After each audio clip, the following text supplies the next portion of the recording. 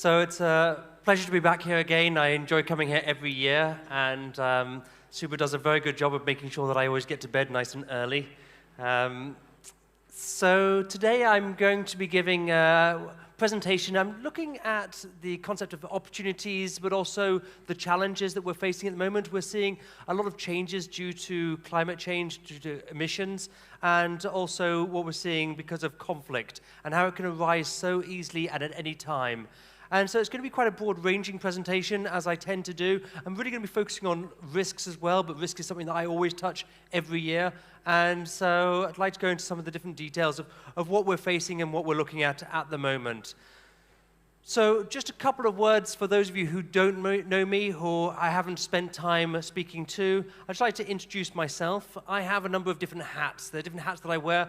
And so I operate under my main hat is my company. Basically, my company is HR Maritime, and that's where I do all of my day work and what pays my salary. But also I have a couple of other activities that keep me busy as well. And so in Geneva, we have a club, an association called the Propeller Club, and we organize a lot of events where we're trying to promote networking and knowledge within the industry. And so if any of you find yourselves in Geneva, then please come along to some of our events. They're always on very interesting and relevant topics. And I am the president of the Propeller Club in Geneva. And also in my spare time, whatever is left of it, I am also the president in Switzerland of an association called SOS Mediterranean. This is my charity work. And basically, there are a lot of migrants who are coming from North Africa to Europe, and they tend to set sail mainly from Libya on boats that don't actually deserve the name boats. And so they're traveling on these very, very, very unseaworthy craft, and often these craft end up starting to sink. And so we operate a search and rescue vessel which is active in the Mediterranean, and we help save these migrants as they are in the process of drowning. You might have heard of it in the news recently because the Italian government has just taken a very strong stance against these activities. And so a lot of the vessels were blocked, and we ended up actually having to go all the way to France to disembark the people from the boat. And so this keeps me busy, and any free time that I have, I'm also playing touch rugby in Geneva, and I'm the president of our local touch rugby team called the Switzers. And then if there's any time that is free after that, I also spend it playing touch rugby for Switzerland, and was recently playing in August in the European Championships. So my day job, what keeps me busy, is HR Maritime, and within this I do a lot of work. I touch on a lot of different commodities. And so I don't just look at rice. In fact, rice is probably a very small part of what I do. I look at all the different commodities. I'm looking at different geographical regions as well, and helping companies with their consulting problems, basically helping them with their contractual terms, helping them with disputes and problems that arise on a day-to-day basis, how to handle problems when they arise, but also how to avoid them going forward. So looking at both aspects, and they're both equally important. Unfortunately, we can't avoid all problems, but a lot of the problems we have on a daily basis we should be avoiding.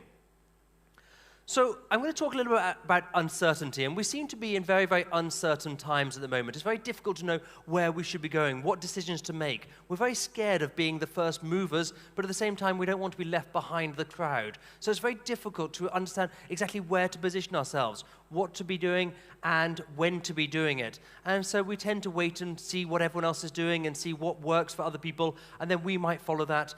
But then we find, oh, well, we should have moved quicker, or maybe we move too quickly. And so it's very, very difficult times at the moment to know what to do and how we should be managing ourselves. So one of the subjects that I'm going to talk about, sorry, the flicker is not being my friend today.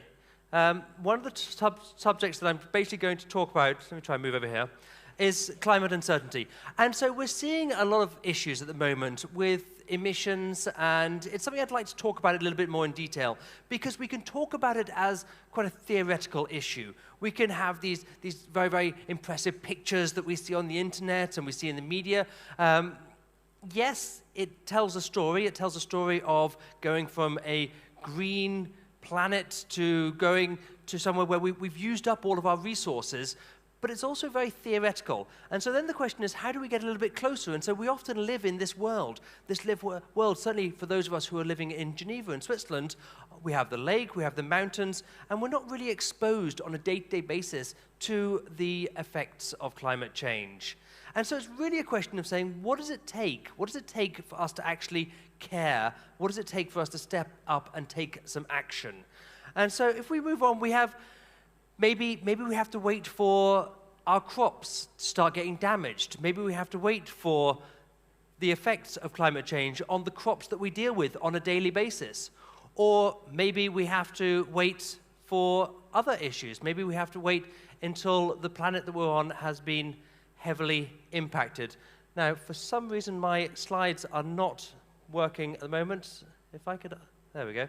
And so basically, we could easily find ourselves in a situation where our planet is in a situation of no return. And the question is, what is it going to take to actually make us care as individuals? And I'm not sure what the answer is, because it's something that I talk about often. It's something that I think is very important. But I'm not sure that I lead by example. And so it's a difficult subject, and subject I think it's worth going into a bit more detail and spending more time on. And then when we're talking about other aspects of uncertainty, and certainly where we stand at the moment with some of the conflict that we're seeing. And so if we look at a standard conflictual situation, then we might have an image of it basically being very, very, very well thought out, very premeditated, being planned, almost rather clinical, whereas in fact it's often a little bit more vicious, nasty. And the problem is that nobody actually comes out on top of any conflict. There are losers, and then there are people who are less losers. There's no winners in any of these conflicts. And so it ends up being a very difficult situation. And then we end up moving a little bit closer to home, where we realize this can actually end up on our doorstep very, very quickly and very easily. And so we found ourselves not too long ago where there was a country that we deal with and we are buying a lot of the world's grain from on a day-to-day basis. And so we took it a little bit for granted. We didn't really appreciate the extent of how much of the world's food actually comes from just one country or one region of the world. And then suddenly we woke up the next morning and we found that there was this one country, this country that we all need and we all depend upon, and we ended up with it in a very, very, very nasty situation. We talk a lot about conflict. We talk about the war in Ukraine. I tend to refer it as the invasion of Ukraine by Russia. That's exactly what it is. It's not a war because it's not on two sides. It is an invasion which has taken place. Now, we find ourselves in this situation and then trying to manage it and say, how do we then move on and how do we deal with scenes like this that we saw on our television, that we saw impacting us, things that we weren't expecting to see. We didn't expect to see this in 2022. And so then the real question is, when we are looking at aspects like this, how do we deal with it? How do we deal with this on a daily basis? There are a lot of challenges that we're facing. These challenges are impacting us an awful lot. But at the same time, whenever we're looking at this, there are also opportunities that we're looking at. And so then the question is, how do we find these opportunities? How do we identify these opportunities? And how do we make sure we don't just miss them and pass next door to them? And so what I'd like to do is just talk about some of these challenges that we're seeing at the moment and how they're affecting us.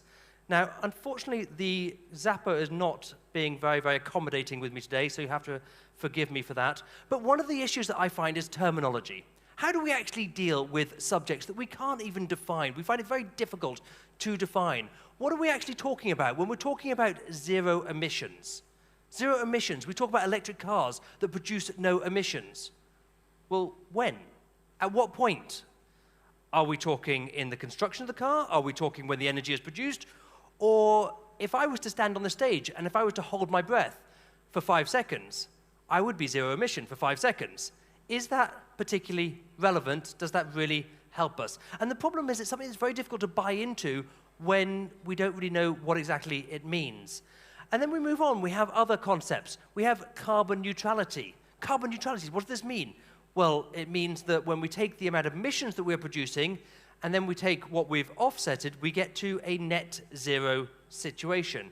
And this is something that, it's very difficult to understand. It's difficult to comprehend how that actually works. And I'd like to go into a little bit more in detail afterwards. So one thing that I do often look at is if you imagine different containers for your drinks. And so then the question is, out of these 4 containers, so you have a Tetra Pak, you have your aluminium can, you have your glass bottle, and you have your plastic bottle. Which is worse for the environment? Which creates more emissions? We are all intelligent people. We are all educated people. I'm willing to guess that very few people in this room know the answer to that, actually have a concrete answer to that. And it's something that we should be able to know. We should be able to make these decisions. We should have the information at our fingertips in order to make decisions that we can use to then influence our choices and influence how our world is changing.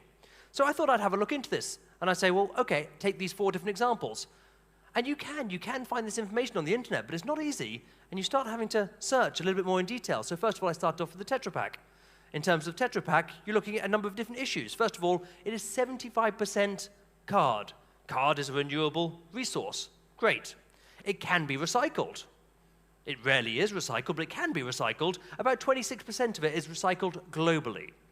But then you move on, and what does it get recycled into? It gets recycled into construction material. So you can't use it to create more of itself. You then end up creating something which is more difficult to recycle. And also, it is light to transport, and it can be packed, meaning when it is transported, it can be folded flat, and so it is much easier, takes less energy to transport. So that's Tetra Pak. That's quite interesting. Well, let's move on and say, what else do we have? We have plastic bottle. Plastic bottle. Plastic bottle is made out of oil. Obviously must be bad. We don't like oil. Okay, it's made out of PET. It's recycled. It can be recycled. It's not always recycled. Apparently in the UK, about 60% of plastic bottles are recycled. So that's not a bad percentage. And when it's recycled into clothing and furnishing. So it's not recycled into plastic bottles. So we don't have a closed-loop recycling. If it's not recycled, it takes about 450 years for it to break down. So we're talking about an awful long time. And it requires a lot of energy to make it in the first place. So then we move on. We say glass bottles. Glass bottles are infinitely recyclable. That means that when we have a glass bottle, we can then recycle it into a new glass bottle. Sounds good. Sounds great. However, 68% of glass bottles are recycled in the UK. Not a huge percentage. And when you do recycle a glass bottle, you use 70% of the energy that you used for the original bottle to make the new bottle. So then you're like, well, actually, what's the benefit of recycling it? You're not getting as much benefit as you might think that you're getting when you drop off your glass bottle at the recycling. And also the production. In the production of it, it uses an awful lot of energy for the production of glass bottles. It's very heavy to transport. Transporting drink around the world in glass bottles is very, very inefficient. So then we move on to the last one. And the last one is aluminium cans. Where do we stand with that? Well, it's lighter. It is certainly lighter to transport.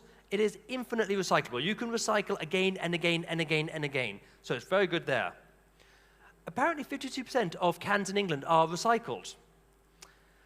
There was a statistic that I found which was that 75% of all aluminium ever produced is still in use today. However, the only place that I found that statistic was on the Aluminium Association website. So again, where's the information coming from? Can we actually believe it? And the production requires huge amounts of energy, and to make aluminium cans, we use bauxite, and bauxite mining is devastating for the environment. So it's possible getting to the end of that, you say, well, all of them are bad. And yes, a part of the problem is that we consume too much. We consume too much of what we don't need. We consume things that are not necessary for our society. But then if you take all of those different ones that we've just looked at, and you say, let's actually boil them down into the different aspects. Let's actually look at the different components. And so then we have the different ones. We have Tetra Pak, we have plastic bottle, we have glass bottle, and aluminium cans. And so the result is that Tetra Pak is the lowest. It's the lowest emissions. And then you have plastic bottles, however, that's plastic pollution. And then you have glass bottles, but you need to recycle and recycle. And then you have aluminium cans, which as long as they're being recycled and recycled and recycled is fine. But if they're not, they're very, very bad for the environment. Now again, when we go to the shop, when we buy something on the shop, we don't have the knowledge, we don't have the information we need to make these decisions. And we need that information because then we will probably make different decisions. But it's also a question of trust. It's a question of knowing what is the difference between two things. We saw a lot of home delivery during COVID. Is it better to have something delivered to you at home or for you to go to the shop to buy it? I don't know. We don't know. We don't actually have much idea of the measure of these things. One example that I do look at is flying. On an awful lot of websites, when you book your flight, you have the choice to carbon offset your flight. An awful lot of you flew in here for this conference. I'd just like to know, out of all of you here today, how many people offset their flights? How many people clicked on that button to offset your flights when you flew in? Did anybody? I didn't. But we don't. But why? Because it's a question of trust. It's, do we actually believe that this money is going to go to the right places? Or is it just an airline putting money in their pockets? For my car that uses petrol, I have an application for my car that I can look at and I can say, okay, what is the carbon produced by my petrol, by the consumption of petrol over a certain amount of time, and I can offset it. I talked to a friend who works in this industry, and he said that the offsets which are being used were very good. Great. But the price that they were charging me for it was about 10 times the price of these offsets on the market. So you end up with something where you say, well, who is making the profit? We all want to do the right thing. We all want to reduce the carbon in the atmosphere, but we don't necessarily want someone to make a profit off our back because we're doing it. And so it's very, very difficult. So I looked into my flights. I looked into the flights for when I was coming here. And in fact, my journey here was a bit of a long journey. I came through Madrid, and then I flew through Dubai, and then I came here. And flying back, I'm flying through Abu Dhabi. I'm spending 2 or 3 days there, and then I'm going back to Geneva. So I had a looked online, did the calculation. There are websites you can do to make this calculation. And apparently what I have produced from all of these flights is 1.7 tons of carbon dioxide. So then you look into how do I offset that? And it becomes quite complicated. And I'm going to talk about that a little bit more in 2 seconds. So going back to how do we manage a lot of these problems, we're seeing a lot of disruption at the moment. We've seen a lot of disruption over the last couple of years. It's been a very complicated time. The question is it getting worse, or is this just an anomaly? Is this a time when things are bad, but they're going to get better again? I have a feeling that this is the new normal. This is what we can expect going forward. And so we've seen a lot of problems. We've seen the disruptions that are due to COVID. They've been more severe in different countries, but it has created a huge amount of havoc in our supply chains and trying to manage the supply chains. We've also seen the disruption that we saw due to the the evergreen vessel which was stuck in the Suez Canal. We didn't really pay much attention to how much of the world's goods went through the Suez Canal until this happened. And we realized that this has had a huge, huge, huge impact. We also tend to ignore the size of the vessels that we're dealing with. The Ever Given, the vessel that was stuck in the Suez Canal, was longer than the Empire State Building. These vessels are absolutely enormous. And then we don't really realize how many vessels are transiting. This was an AIS map of the transit at the time of the Suez Canal. And these are all the vessels that were blocked at the time due to the Ever Given being stuck. And so something that we consider to be quite minor can end up having a huge, huge, huge impact on our daily business, and particularly on the freight rates, the rates that we are paying to transport our goods around the world. And I looked at it at one point. There was so much information that came out, but all of the different goods that were stuck on board of either this ship or other ships, and ships that decided to then sail around the Cape of Good Hope, and it created massive, massive, massive difficulties in our supply chain. And then we also have the disruptions which are caused by the invasion of Ukraine, and these caused massive, massive disruptions. Certainly if you are shipping grain out of Ukraine, but also if you're involved in the oil markets, you've seen this disruption. But then the grain that usually would be consumed, if there's less supply available to that, how does it impact on our markets? How does it impact on rice? It has a knock-on effect. Everything is connected. And so we end up paying for this very, very, very dearly. And so we've seen the freight rates. We saw the freight rates that reached record highs. The problem is that we got used to a business. We got used to a business which was reliant on freight rates being low and being stable.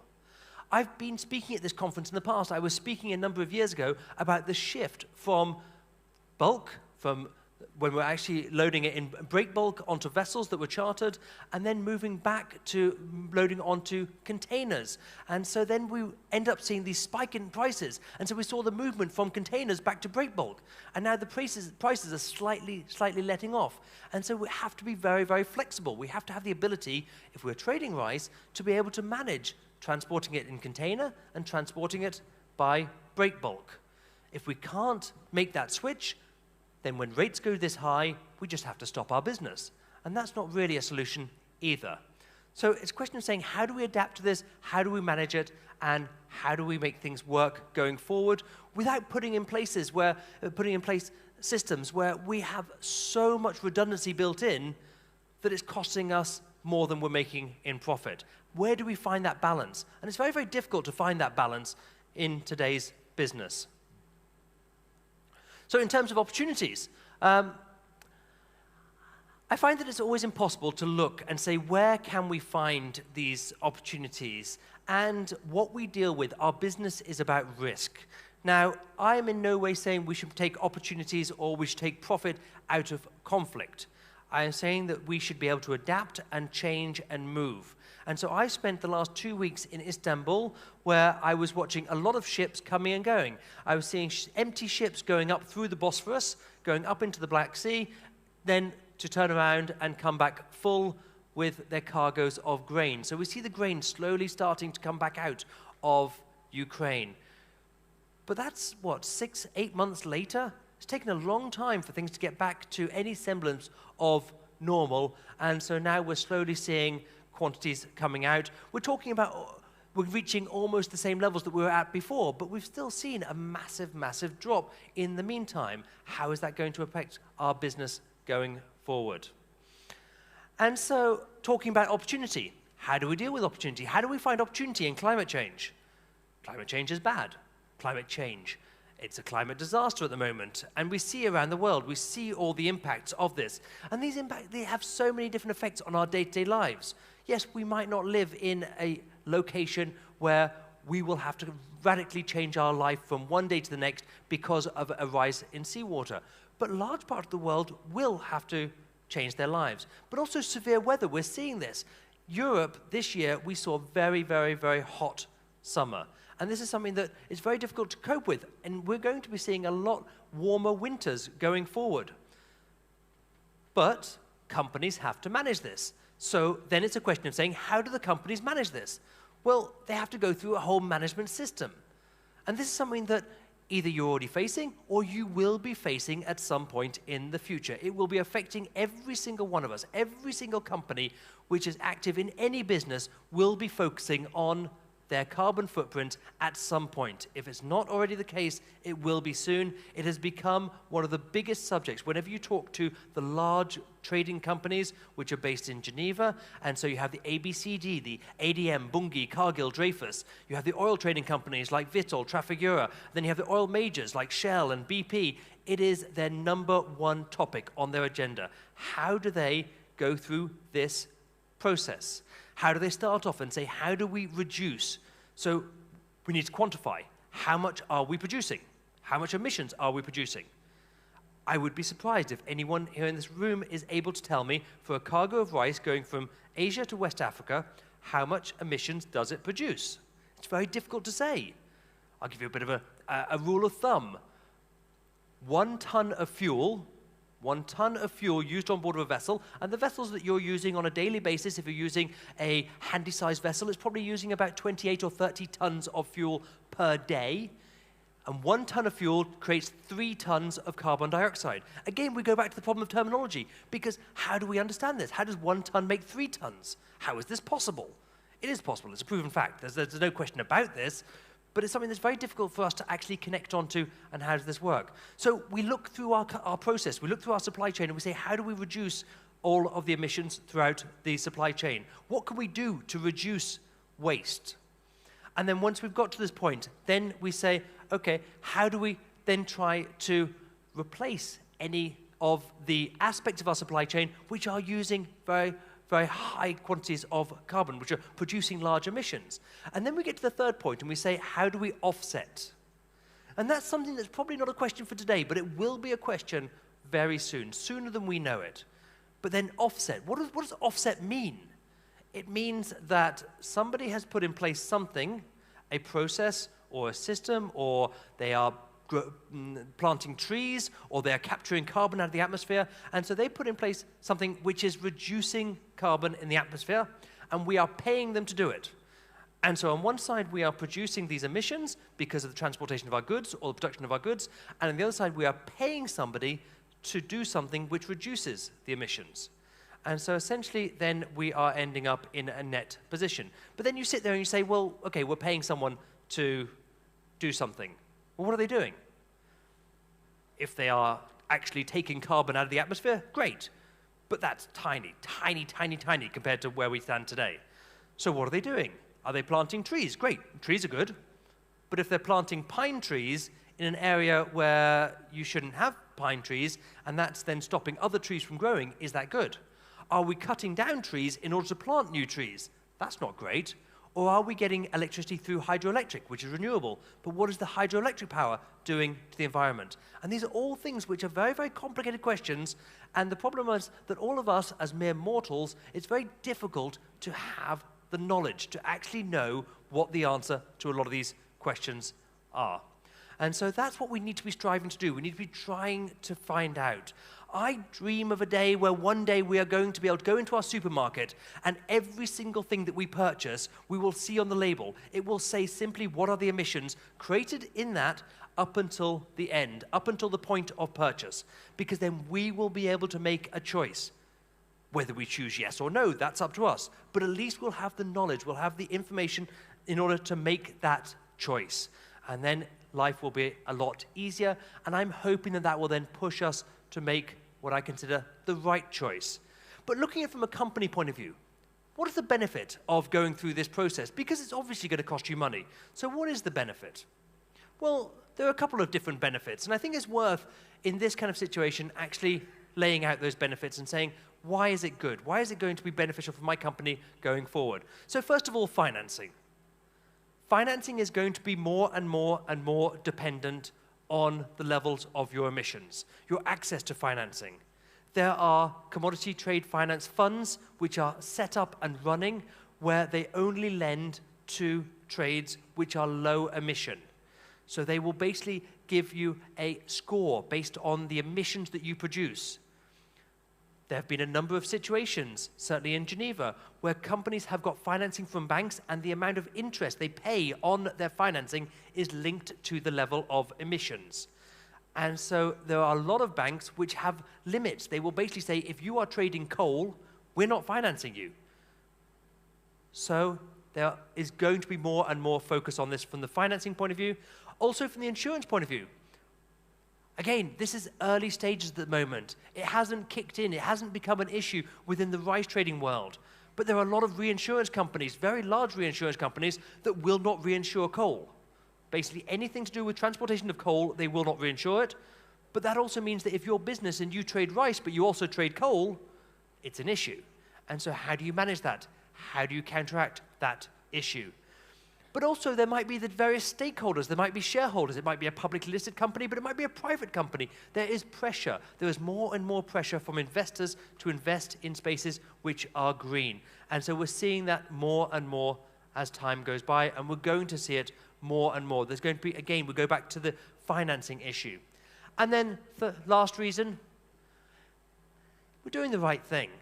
I mean, I know that it's probably something we should put a little bit higher up, but I think it's still something it's worth mentioning. but it's probably not necessarily what's going to make you make your decisions going forward. But also, if you look at this and you say, right, well, the fourth item on that list, customers. Why is that important? Because we're seeing more and more, a lot of the distributors, the supermarket chains, they want to demonstrate their carbon credentials. They want to demonstrate that what they're purchasing is low emissions. And so if you are able to demonstrate, to evidence that your business is low in emissions, that you produce less emissions than your competitors, it is a way of competing. It will be more and more another field for competition between companies. Now, whether that is immediately or whether it's in a number of years' time, I couldn't tell you. The problem with our industry is nothing changes until suddenly everything changes. And so we'll see that in this case as well. So in terms of opportunities, there are a lot of different opportunities, but I think the most important thing is that we know there's a lot of change. And so at the moment, with all of this change going on, it's important to embrace that change, to realize that change is a part of our lives. It's a part of our business. It's not something that we can ignore. It's not something we can bury our head in the sand. And so we should really try to embrace that change and adapt it into our daily business in order to make things go much smoother as we are moving forward. And the problem is that we look at the future. We imagine the future as this thing that's very, very difficult to really conceptualize, where maybe we'll be dealing with AI and machine learning and holograms. And no, actually, the future is here. The future is what we're actually living right now. It's not going to be drastically different. If you look back 30 years, they said that today we were going to be driving flying cars. We're not driving flying cars, but we all have as much processing power in our phone as, well, a lot more in our phone than they had in the space rockets. And so progress goes forward in different ways, but we live in the future. This is what we are experiencing right now. And it's very easy to look at the future as this terrifying maze. How do I navigate this? Where do I go? I don't want to take the wrong turn. But I think the one thing that we're discovering more and more is that we have a need for collaboration. We need to be working more and more together. So the future should not be this scary maze. It should be a question of saying, how do we put the different pieces together? How do we learn from different industries? How do we learn from different commodities? Instead of pretending that every single commodity is a completely different business. They're not. They're very similar. We also need to work with the ship owners. We need to work with all of the different parties that are involved. We need to work with regulations and make sure that everything actually works together instead of everybody pulling in different directions, which is not going to work. So I've covered quite a few different things. I hope that I've given you food for thought, something that you'll go away just thinking, how is this going to impact my business? How can I make changes? And can I integrate this into my business going forward? So that brings me to the end. Thank you very much for your patience, for listening, and I would be delighted to discuss any of these things further with you afterwards when we've finished the conference. Thank you very much.